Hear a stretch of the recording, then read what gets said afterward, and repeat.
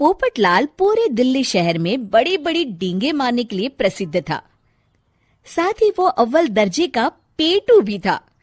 उसकी इस आदत के चलते कोई भी आदमी उसे अपने घर भोज पर नहीं बुलाता था। फिर एक दिन पोपटलाल अपनी बहन के घर जाता है, जो दूसरे शहर में रहती थी। अरे पोपटलाल, बड़े दिनों के बाद तुझे मेरी याद आई। माय डियर बहना, तू तो जानती है मैं अपने कारोबार में कितना व्यस्त रहता हूँ। हाँ, तेरी बात भी सही है। अब आया है तो कुछ दिन ठहर के जाना। अरे दीदी, ये भी कोई कहने की बात है। श्यामा देवी पोपटलाल को रहने के लिए एक कमरा दे देती है। अगली सुबह पोपटलाल जोर जोर से गरारे करना शुरू कर देता है। नकुल की पत्नी नींद से जाग जाती है और घबराकर अपने पति नकुल को जगाती है। अरे उठिए, लगता है हमारे घर में कोई जानवर घुस आया है। कैसी अजीब अजीब आवाजें निकाल रहा है, मुझे तो बड़ा डर लग रहा है। अरे कोई जानवर नहीं है भाग्यवान, पोपटलाल मामा जी हैं, अपना गला साफ कर रहे हैं। इतनी सुबह सुबह? अभी तो सिर्फ 4 बजे हैं। मामा जी इसी तरह से जल्दी उठ जाते हैं। अच्छा, ठीक है।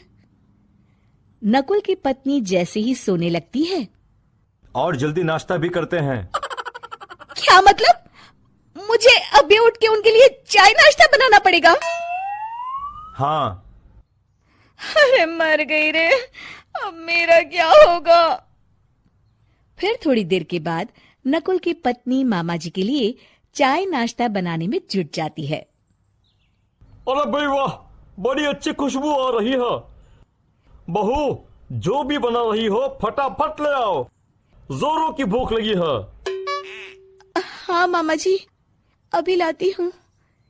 देखते ही देखते पोपटलाल सारा नाश्ता चट कर जाता है। बहू, कल से पराठे में देसी घी ज्यादा डालना, आज कुछ मजा नहीं आया। हे भगवान, इसका नाम तो पेटू लाल होना चाहिए था। पूरे 10 लोगों का नाश्ता अकेले हजम करने के बाद भी इन्हें मजा नहीं आया। इस तरह रोज पोपटलाल सुबह सुबह घर के सभी लोगों को नींद से बेवक्त जगा देता था और हमेशा खाने की उल्टी सीधी फरमाइश करते रहता था।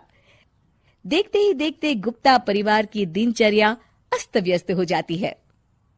अरे भाई, खाने का असली मजा तो इस घर में है। अरे माँ, ये पोपटलाल मामा यहाँ और कितने दिन रुकेंगे? ये अकेले इतना खाना खा जाते हैं कि आज राशन वाला मुझसे पूछ रहा था कि अरे भाई, क्या आप लोगों ने घर में हाथी पाल लिया है? अरे बेटा, अब घर के मेहमान को कोई सीधे मुंह कैसे निकाल सकता है?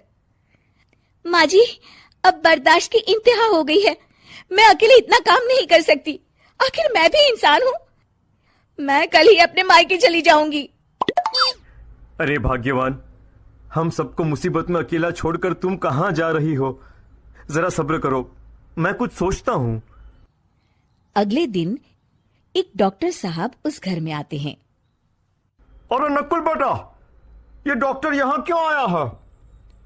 अरे मामा जी, माँ की तबीयत बहुत खराब है। तबीयत तो खराब होगी ही, तुम लोग उल्टा सीधा खाना जो खाते रहते हो। देखो नकुल, मैं तुम्हारा फैमिली डॉक्टर हूं, इसलिए आज से मैं जो कहूंगा तुम सबको वही खाना रोज खाना पड़ेगा। आजकल कितनी बीमारियां फैल रही हैं, पता भी है तुम्हें? आज से तुम सब सिर्फ सलाद और करेले का जूस पियोगे, समझे? डॉक्टर अंकल, आप ठीक कहते हैं। पोपटलाल घबरा के, अरे क्या खाक ठीक है भांजे? ये डॉक्टर सीधे सीधे हमें घास फूस खाने के लिए कह रहा है। अरे मैं कहता हूँ भगा इस डॉक्टर के बच्चे को यहाँ से। अरे मामा जी, डॉक्टर साहब ठीक ही तो कह रहे हैं।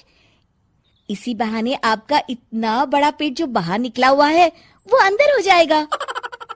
इस तरह गुप्ता परिवार रोज खाने में सिर्फ सलाद खाना शुरू कर देता है। बेचारे पोपटलाल का बुरा हाल हो जाता है। ये लीजिए मामा जी, ताजा ताजा करेले का जूस। अरे नहीं नहीं बहू, मैं मरने से पहले मरना नहीं चाहता। मुझे तुम लोग माफ करो। यह भेड़ बकरी वाली जिंदगी तुम लोगों को मुबारक हो। मैं तो चला यहां से। पोपटलाल अगले दिन ही घर छोड़कर चला जाता है। क्यों बेटा नकुल, मेरी अदाकारी कैसी थी? मजा आ गया डॉक्टर। आपने तो बॉलीवुड के कलाकारों को भी मात कर दिया। आपको तो ऑस्कर मिलना चाहिए। बेटा ये थोड़ा ज्यादा हो गया।